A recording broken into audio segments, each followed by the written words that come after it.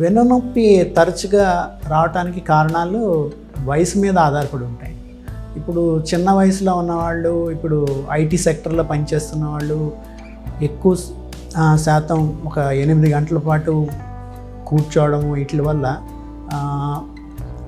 వెన్ను మీద భారం అది పెరిగి, నెక్స్ట్ ఎక్కువ ఎక్సర్సైజ్ లేకపోవడం వల్ల అధిక బరువు పెరగడం, ఈ 2 కారణాల వల్ల చిన్న వయసులో వారికి ఏంటంటే డిస్క్ సమస్యలు, డిస్క్ స్లిప్ అయ్యి నరాల మీద ఒత్తిడి పెరిగి ఇది ఒక కారణంగా చూసేది చిన్న వయసులో. కొంచెం పెద్ద వయసులోకి వస్తే 50 దాటిన తర్వాత ఎస్పెషల్లీ లేడీస్లో పోస్ట్ మెనోపాజల్ చేంజెస్ ఏంటంటే బోన్ మెత్తగా అవడం, ఆస్టియోపోరోసిస్ అన్నది అంటారు. ఈ ఆస్టియోపోరోసిస్ రావడం వల్ల కూడా పెయిన్ పెరుగుతుంది. తర్వాత విటమిన్ డి లోపం కూడా మన ఇండియాలో చాలా ఎక్కువగా ఉంటుంది. చాలామంది టెస్టులు ఏంటంటే విటమిన్ డి లోపం బాగా ఎక్కువ ఉంటుంది. సో ఇది కూడా ఒక కాంట్రిబ్యూటరీ ఫ్యాక్టర్ బ్యాక్ పెయిన్ రావడానికి. తర్వాత ఏజ్ వల్ల వచ్చేది ఏంటంటే లంబార్ స్పాండిలోసిస్.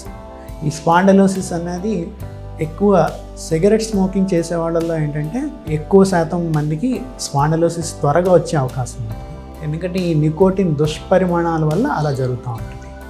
సో బాగా ఎక్కువ ఏజ్ అంటే 70 ఏజ్ గ్రూపు, ఆ ఏజ్లోకి వచ్చేసరికి ఏంటంటే ఈ ఆస్టియోపోరోసిస్ వల్ల కంప్రెషన్ ఫ్రాక్చర్స్ అంటారు. ఎముకలు మెత్తగా అయిపోయి వెర్టిబ్రల్ బాడీస్ అణిగిపోతాయి అన్నమాట, ఫ్రాక్చర్ లాగా అణిగిపోతాయి. అందుకే వాళ్ళు ముందుకు వంగిపోతుంటారు హైట్ తగ్గిపోయి. సో ఈ ఆస్టియోపోరోటిక్ ఫ్రాక్చర్స్ వల్ల కూడా ఈ నొప్పులు వస్తుంటాయి.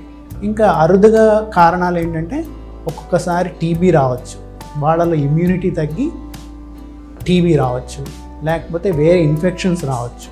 ఒక్కొక్కసారి ఏంటంటే ఆర్థరైటిస్ ఉంటుంది, రుమటాయిడ్ ఆర్థరైటిస్, ఇలాంటివి ఏమన్నా కూడా అలా జరగచ్చు. సో ఈ కీళ్ళవాతాల్లో కూడా నొప్పి వస్తుంటుంది, యాంకైలోజింగ్ స్పాండిలైటిస్ అంటారు. ఇవి అండి తరచుగా వెన్ను సమస్యలకి కారణాలు.